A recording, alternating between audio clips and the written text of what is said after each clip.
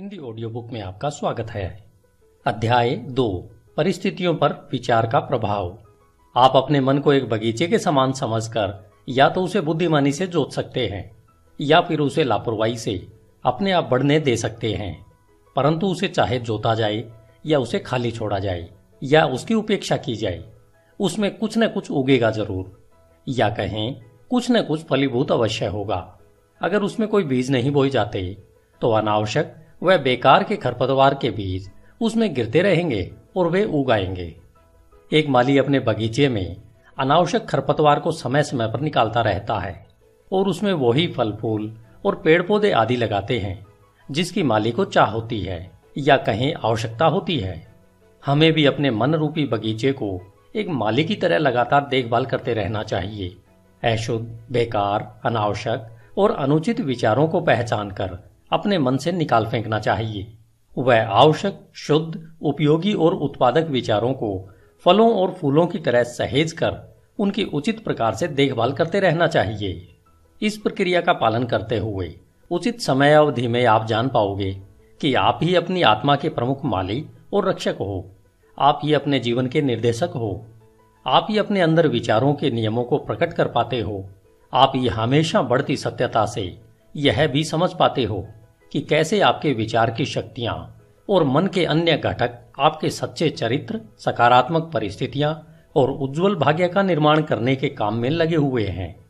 विचार और चरित्र एक समान होते हैं क्योंकि माहौल और परिस्थितियों के द्वारा ही चरित्र निर्मित होता है और प्रकट होता है। इस प्रकार आप हर समय यह देखेंगे कि आपके जीवन की बाहरी परिस्थितियां आपके अंतर्मन के विचारों से परस्पर जुड़ाव और तालमेल में रहेंगी। इसका मतलब यह बिल्कुल नहीं है कि हर समय जैसी आपकी परिस्थिति है वह आपके पूरे चरित्र को ही दर्शाती रहती है। इसका अर्थ यह है कि वे परिस्थितियां आपकी विचारधारा के किसी आवश्यक पहलू से उस समय के लिए इतना करीब से जुड़ी हुई हैं कि वे आपकी प्रगति के लिए आवश्यक हों। आज आप जिस भी स्थिति में हैं वह सब आपकी सत्ता के नियमों के कारण ही हैं। आपको इस जगह आपके विचार ही लेकर आए हैं। आपके जीवन की संरचना में संयोग नाम की कोई चीज नहीं है। जो भी है वह उस नियम का ही परिणाम है जो अचूक है। यह बात उनके लिए उतनी ही सही है जो अपनी परिस्थितियों के साथ तालमेल में कमी का अनुभव करते हैं, जितना कि उनके लिए जिन्हें लगता है कि वे परिस्थितियों से संतुष्ट हैं। एक प्रगतिशील और जागरूक सत्ता के रूप में आप जहां पर हो वहां इसलिए हो कि आप उससे सीख कर आगे बढ़ सको। जैसे आप परिस्थिति में निहित आध्यात्मिक शिक्षण को सीख लेते हो, वह निकल जाती है और दूसरी परिस्थितियों के लिए जगह बनाती है। जब तक आप यह विश्वास करते रहोगे कि आप बाहरी परिस्थितियों द्वारा प्रभावित प्राणी हो, तब तक आप परिस्थितियों की मार खाते रहोगे।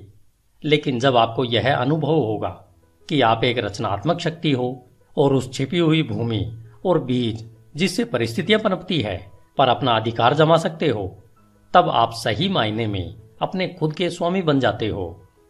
आत्म परीक्षण और आत्म संयम का अभ्यास करने वाले सभी लोग यह जानते हैं कि परिस्थितियां विचारों से ही उत्पन्न होती है।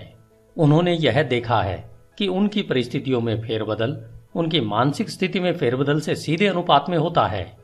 यह सही है कि जब आप उत्सुकता से अपने विचारों की कमियों को दूर करने में स्वयं को लगा लेते हो, तब आप बहुत जल्दी प्रगति करते हैं और बहुत सारे परिवर्तनों से जल्दी ही गुजरते हैं। हर विचार रूपी बीज जिसे मन में विचारों के माध्यम से बोया जाता है वह अच्छी उपज ही देगा और देर सवेर किसी न किसी कार्य के रूप में फलता फूलता है। वह उसमें परिस्थिति रूपी फल अवश्य लगते हैं। अच्छे विचार अपने अनुरूप अच्छे फल और बुरे विचार हमेशा बुरा ही फल देते हैं। परिस्थितियों का बाहरी जगत विचार के आंतरिक जगत का निर्माण करता है। किसी इंसान को अच्छाई की चरम सीमा तक ले जाने के लिए प्रिय व अप्रिय बाहरी परिस्थितियों के वे मुख्य घटक हैं। आप अपने बोए की फसल काटने वाले स्वयं होने के नाते कष्ट और आनंद दोनों का ही अनुभव करते हो व उनसे सीखते हो। जिन्हें आप अपने पर हावी होने देते हो, ऐसी आंतरिक इच्छाओं, आकांक्षाओं और विचारों का अनुसरण करते हुए अपने जीवन की बाहरी परिस्थितियों के रूप में उनकी पूर्णता तक पहुंचते हो। उन्नति और अवनति के नियम सब जगह लागू होते हैं। कोई भी व्यक्ति जब अवनति के निचले स्तर पर या जेल जाता है तो परिस्थिति की क्रूरता के कारण नहीं, बल्कि अपने तुच्छ विचारों और निम्नतम इच्छाओं के द्वारा जाता है। एक सच्चे मन वाला व्यक्ति एकाएक ही किसी बाहरी शक्ति के दबाव में आकर अपराध से नहीं घिर जाता।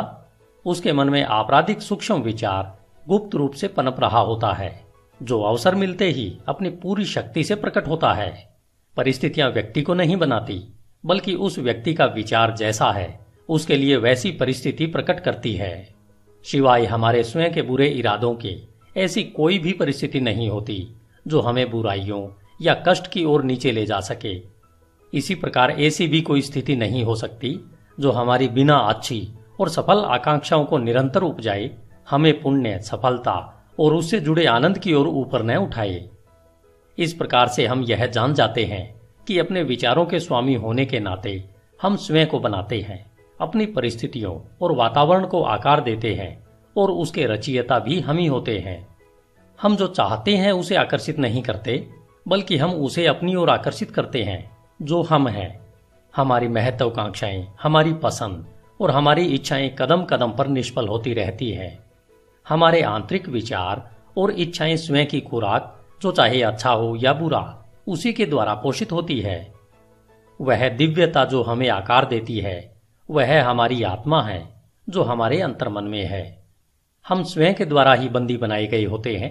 हमारे स्वयं के विचार और कर्म हमारे भाग्य के जेलर हैं। यदि वे तुच्छ हैं तो हमें बंदी बनाते हैं, और अगर वे अच्छे हैं तो हमें मुक्त करते हैं। आपने कभी न कभी यह महसूस अवश्य किया होगा कि हमें वह नहीं मिलता जिसकी हम इच्छा करते हैं या जिसके लिए प्रार्थना करते हैं, लेकिन आपको पता है कि हमें वह मिलता है जो हम सही तरीके से कमाते हैं, क्योंकि हमारी इच्छाएं और प्रार्थनाएं तभी पूर्ण होती हैं जब वे हमारे विचारों और कर्म से तालमेल में होती हैं। इस दृष्टिकोण से देखें तो परिस्थितियों से लड़ने का हमारे जीवन में क्या अर्थ है? इसका सीधा सा अर्थ है कि हम हमेशा बाहरी प्रभावों से लड़ते रहते हैं, वह साथ ही साथ उसके कारणों को अपने मन में पोषित व संरक्षित करते रहते हैं। यह कारण या तो जागरूक बुराई या फिर अजागरूक कमजोरी का रूप धारण कर लेता है, लेकिन चाहे वह जो कुछ भी हो, वह धारण करने वाले के प्रयत्नों को दृढ़ता से रोकता है और किसी हल को खोजने को मजबूर करता है। हम में से ज्यादातर लोग अपनी परिस्थितियों में सुधार लाना चाहते हैं, परंतु स्वयं में बिल्कुल भी सुधार नहीं लाना चाहते, और इसलिए हम बंधन में रहते हैं। यदि हम सच्चे आत्म परीक्षण से मुंह नहीं छिपाएं तो हम कभी भी वह पाने से वंचित नहीं होंगे जो हमारा दिल चाहता है। यह सभी भौतिक विषयों के लिए उतना ही सही है जितना कि दैवी विषयों के लिए। यदि हम केवल संपत्ति प्राप्त करना चाहते हैं तो अपने लक्ष्य को पाने से पहले हमें अपने महान व्यक्तिगत त्याग करने के लिए तैयार होना चाहिए, और हम में से वे सशक्त और शांत जीवन चाहते हैं उनके लिए तो कितना और कुछ करना होगा। कुछ लोग जो गरीबी से बाहर निकलना चाहते हैं वे हमेशा इस बात के लिए व्याकुल रहते हैं कि उनके आसपास का माहौल और घरेलू सुख सुविधाएं सुधरने चाहिए, लेकिन इन परिस्थितियों को बदलने के लिए किए जाने वाले काम से जी चुराते रहते हैं। वे मानते हैं कि अपने मालिक जहां वे काम करते हैं उसे धोखा देते रहते हैं, क्योंकि उन्हें लगता है कि उन्हें बहुत कम तनख्वाह मिलती है, इसलिए वे जो कर रहे हैं वह सही है। ये लोग इस साधारण से मूलभूत सिद्धांत को नहीं समझ पा रहे हैं जो कि सच्ची समृद्धि का आधार है, और न केवल अपनी गरीब स्थिति से बाहर निकलने के लिए योग्य हैं, बल्कि बुरी परिस्थितियों के बारे में सोच सोचकर उसे वास्तव में अपने जीवन में आकर्षित कर लेते हैं। ऐसे लोग कमजोर, आलसी और हमेशा भ्रमित विचारों में जी रहे होते हैं। कुछ अमीर लोग हैं जो पेटुपन की वजह से लगातार दर्दनाक बीमारियों से ग्रस्त हैं। वे इन बीमारियों से छुटकारा पाने के लिए ढेर सारा पैसा खर्च तो करना चाहते हैं, परंतु ज्यादा खाने की आदत को बदलने के लिए तैयार नहीं है। वे ज्यादातर चटपटे और मजेदार खाने की अपनी इच्छा को हमेशा संतुष्ट करना चाहते हैं और अच्छा स्वास्थ्य भी चाहते हैं। ऐसे लोग अच्छे स्वास्थ्य के लिए अयोग्य हैं, क्योंकि उन्होंने स्वस्थ जीवन के पहले सिद्धांत को अभी तक नहीं सीखा है। कुछ मालिक हैं जो गलत रास्ते से धन कमाकर अमीर और ज्यादा अमीर होना चाहते हैं, जिसके लिए वे चालाकी से सही वेतन न देकर ज्यादा काम करवाना चाहते हैं। ऐसे मालिक समृद्धि के बिल्कुल योग्य नहीं है। जब इनका प्रतिष्ठा और समृद्धि दोनों ही मामलों में दिवाला निकल जाता है, तब ये लोग परिस्थितियों को दोष देते रहते हैं, लेकिन वे यह नहीं जानना चाहते कि अपनी इस परिस्थिति के वे ही पटकथा लेखक हैं। ये 3 उदाहरण मात्र इस सत्य को बताने के लिए कहे गए हैं कि लोग अपनी परिस्थितियों को बिना जाने निरंतर उन विचारों और इच्छाओं को प्रोत्साहित कर रहे हैं जो उन अच्छे फल से संभवतः तालमेल नहीं खाते हैं जो वे चाहते हैं। वे ऐसा करते हुए अच्छे फल को निरंतर निष्फल कर रहे हैं। ऐसे किस्से कई गुना बढ़ सकते हैं और निरंतर चल सकते हैं, लेकिन इसकी आवश्यकता नहीं है। यदि हम दृढ़ निश्चय कर लें कि हम अपने मन और जीवन में विचार के नियम के क्रम को खोजेंगे, और जब तक ऐसा नहीं होगा तब तक केवल बाहरी तथ्य तर्क के लिए पर्याप्त नहीं हो सकता। परिस्थितियां फिर भी इतनी जटिल है, विचार इतना गहराई से बैठा है और व्यक्ति व्यक्ति में प्रसन्नता की अवस्था इतनी भिन्न है कि हमारी समस्त आत्मदशा, जो हमें पता है, केवल जीवन के बाहरी पहलू के तहत किसी के द्वारा आंकी नहीं जा सकती है। कोई व्यक्ति किन्हीं कार्यों में ईमानदार हो सकता है परंतु अभावग्रस्त है, जबकि दूसरा व्यक्ति कई कार्यों में बेईमान हो सकता है फिर भी खूब संपत्ति हासिल करता है। और इसका अधिकतर मतलब निकाला जाता है कि कोई व्यक्ति इसलिए असफल होता है क्योंकि वह ईमानदार है और दूसरा व्यक्ति इसलिए सफल है कि वह बेईमान है। और यह सतही निर्णय के फलस्वरूप होता है, जो यह मान लेता है कि बेईमान व्यक्ति लगभग पूरी तरह से भ्रष्ट है और ईमानदार व्यक्ति लगभग पूरी तरह से पुण्यात्मा है। गहन ज्ञान और विस्तृत अनुभव के आधार पर यह निर्णय गलत माना जाता है। बेईमान व्यक्ति में भी कुछ ऐसे प्रशंसनीय गुण हो सकते हैं जो दूसरों में नहीं है, और ईमानदार व्यक्ति में कुछ ऐसे दुर्गुण हो सकते हैं, चाहे सूक्ष्म ही क्यों न हो, जो दूसरों में नहीं होते हैं। ईमानदार व्यक्ति अच्छे विचारों और कर्मों के कारण अच्छा फल पाते हैं, परंतु अपने दुर्गुणों के कारण कष्ट का भी अनुभव करते हैं। बेईमान व्यक्ति उसी तरह से कष्ट या हर्ष का अनुभव करता है। मानव अहम को यह मानना अच्छा लगता है कि व्यक्ति अपने सद्गुणों के कारण कष्ट में होता है, परंतु जब तक हम अपने मन से हर रोगी, कटु और अशुद्ध विचार को निकाल नहीं फेंकते हैं और अपनी आत्मा से हर अस्वस्थ दाग को साफ नहीं कर देते हैं, तब तक हम उस स्थिति में नहीं हो सकते हैं जहां हम यह जान पाएं और घोषित कर पाएं कि हमारा कष्ट हमारे बुरे विचारों के कारण है, न कि हमारे अच्छे गुणों के फलस्वरूप है। उस परम पूर्णता के पथ पर पहुंचने से बहुत पहले हमें अपने जीवन और मन में कार्यशील उस महान नियम का पता चल जाएगा जो पूर्णतः न्याय संगत है, जो बुरे के बदले अच्छा या अच्छे के बदले बुरा नहीं देगा। जब हमें ऐसा ज्ञान होता है तब हम यह जान पाते हैं अपने पूर्ण के अज्ञान और अंधेपन को देखते हुए कि हमारा जीवन अभी और सदा से ही न्याय संगत रहा है। हमारे पूर्व के सारे अच्छे या बुरे अनुभव हमारे विकसित होते हुए फिर भी अविकसित आत्मा के ही उचित परिणाम है। अच्छे विचार और कर्म कभी भी बुरे परिणाम नहीं दे सकते, और इसके विपरीत भी इतना ही सही है कि बुरे विचार और कर्म कभी अच्छे सुखद परिणाम नहीं दे सकते। हम प्रकृति जगत में इस नियम को भलीभांति जानते हैं और समझते हैं। वह इसके अनुसार काम भी करते हैं कि आम के बीज से आम का पेड़ ही उगेगा और बबूल के बीज से केवल बबूल का पेड़ ही उगेगा और वैसे ही फल देगा। लेकिन कुछ ही इसे मानसिक व नैतिक जगत में समझते हैं, जबकि हमारे विचारों के मामले में भी यही नियम लागू होता है। वहां भी यह उतना ही सहज व अटल है। इसे न समझने पर हमें परेशानी उठानी पड़ती है, और तब ये नियम हमारी इच्छाओं के अनुरूप सहयोग नहीं देते हैं। कष्ट व पीड़ा गलत दिशा में लगाए गए गलत विचारों का प्रभाव है। यह एक संकेत है कि हमारा अपने आप से, अपने अस्तित्व के नियम से तालमेल नहीं रहा है। कष्ट का एकमात्र और उच्चतम कार्य है शुद्धि करना। वह सब जो बेकार और अशुद्ध है उसे जला देना। वे जो शुद्ध हैं उनके लिए कष्ट खत्म हो जाते हैं। एक बार जब सोने से मैल हट जाता है तो उसे जलाते रहने का कोई मतलब नहीं होता है। और इसी तरह से पूर्ण रूपेण शुद्ध व साक्षात्कारी पुरुष कष्ट में नहीं रहता। वह परिस्थितियां जिनका हम कष्ट से सामना करते रहते हैं वे हमारी मानसिक विसंगतियों का परिणाम है। वे परिस्थितियां जिनका हम कृपा व आनंद से सामना करते हैं वे हमारी मानसिक संगति का नतीजा है। कृपा, आनंद, मानसिक पवित्रता ही भौतिक संपत्ति की अधिकता का माप नहीं है, और यह भी नहीं कि बुरे विचार ही एकमात्र कष्ट, क्लेश और दुख ही भौतिक संपत्ति की कमी का परिमाप है। कुछ लोग दुखी और अमीर होते हैं, कुछ लोग धन्य और अमीर भी होते हैं। पवित्रता और अमीरी तभी जुड़ते हैं जब धन को सही और विवेक से कमाया और इस्तेमाल किया जाता है।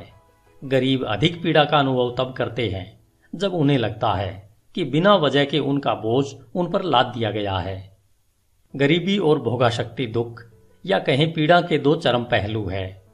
ये दोनों ही अस्वाभाविक है, मानसिक असंतुलन का नतीजा है। जब तक हम खुश, स्वस्थ और समृद्ध नहीं होते तब तक हमारी सही अवस्था नहीं होती। खुशी, स्वास्थ्य और समृद्धि का हमारी परिस्थितियों के आंतरिक और बाहरी स्थिति से तालमेल का ही परिणाम है। जब हम शिकायत व तिरस्कार करना बंद कर देते हैं और उस छिपे हुए नियम को जो हमारे जीवन को संचालित करता है उसे ढूंढना शुरू करते हैं, तब हम खुश, स्वस्थ और समृद्ध होना शुरू कर देते हैं।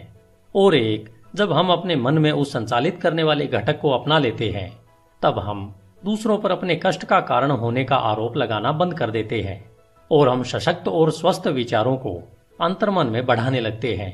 हम परिस्थितियों पर चीखना चिल्लाना बंद कर देते हैं। वह अपनी तीव्र प्रगति के लिए अपने अंदर छिपी हुई शक्तियों और संभावनाओं को खोज करके एक साधन के रूप में प्रयोग करना शुरू कर देते हैं। इस सत्य का प्रमाण हर इंसान में है और इसलिए नियमित आत्म परीक्षण और आत्म विश्लेषण की सरल पड़ताल द्वारा इसे जाना जा सकता है। हम मूलभूत तौर पर अगर अपने विचारों को बदलते हैं तो हम अपने जीवन की भौतिक परिस्थितियों में आए त्वरित बदलाव को देखकर आश्चर्यचकित रह जाएंगे। कभी कभी हमें लगता है कि हम अपने विचारों को गुप्त रख सकते हैं, परंतु ऐसा नहीं है। वे जल्दी ही आदत में बदल जाते हैं और आदत परिस्थितियों का रूप ले लेती है। बुरे और निम्न स्तर के विचार आक्रोश और नशे की आदत बनाते हैं, जो पीड़ा, कष्ट और गरीबी का रूप लेते हैं। किसी तरह के भी विनाशकारी विचार अनसुलझी थकाऊ आदतें बन जाती है, जो ध्यान भंग करने वाली और विपरीत परिस्थितियों का आकार ले लेती है। डर, संशय और अनिर्णायक विचार कमजोर और बेमेल आदतों का रूप ले लेते हैं, जो असफलता, गरीबी और निर्भरता की परिस्थितियों के रूप में आकार लेती है। आलसी विचार बेईमानी और गंदगी का रूप लेते हैं, जो गरीबी व नीचता का आकार लेती है। घृणित और दंडनीय विचार हिंसा और आरोप लगाने की आदत का रूप लेते हैं, जो चोट लगने व दंड मिलने वाली परिस्थितियों का आकार लेते हैं। हर तरीके से स्वार्थी विचार स्वार्थीपन का रूप लेते हैं, जो उन परिस्थितियों को आकर्षित करते हैं जो दुखदायी होती है। दूसरी ओर हर तरह के सुंदर विचार कृपा और अच्छाई का रूप लेते हैं, जो प्रिय और सुखद परिस्थितियों को आकार देते हैं। रचनात्मक विचार आत्मसंयम और संतुलित मन का रूप लेते हैं, जो शांति और विश्रांति की परिस्थितियों का आकार लेती है। साहस, आत्मनिर्भरता और निर्णय के विचार सशक्त और फलदायी आदतों का रूप लेते हैं, जो सफलता, प्रचुरता और मुक्ति की परिस्थितियों को आकार देती है। ऊर्जापूर्ण विचार सफाई पसंद व उद्यमी आदतों को आकार देती है। मृदुल व क्षमाशील विचार मृदुलता की आदत का रूप लेते हैं, जो सुरक्षित व स्वस्थ परिस्थितियों को आकार देती है। प्रेमपूर्ण और निस्वार्थ विचार दूसरों के लिए स्वयं को भूल जाने की आदत का रूप लेते हैं, जो निश्चित और स्थायी प्रचुरता व सच्ची समृद्धि की परिस्थितियों को आकार देती है। लंबे समय तक एक ही तरीके की विचारधारा, चाहे वह अच्छी हो या बुरी, चरित्र और परिस्थितियों पर अपना प्रभाव अवश्य छोड़ती है। हम अपनी परिस्थितियां प्रत्यक्ष तरीके से नहीं चुन सकते, लेकिन अपने विचारों को चुन सकते हैं और इस तरह अप्रत्यक्ष रूप से अवश्य ही परिस्थितियों को आकर्षित कर सकते हैं। प्रकृति हमारे साथ है, हमारे अपने द्वारा काम करती है, जिससे कि हम इन विचारों का आनंद उठा सकें, जिन्हें हम पोषित करते हैं, और ऐसे अवसर प्रस्तुत होते हैं जो जल्दी ही अच्छे और प्रभावशाली विचारों को सतह पर ले आते हैं। जैसे ही हम अपने नकारात्मक और विनाशकारी विचारों को त्यागते हैं, पूरा संसार हमारे प्रति मधुर हो जाता है और हमारी मदद करने को तैयार हो जाता है।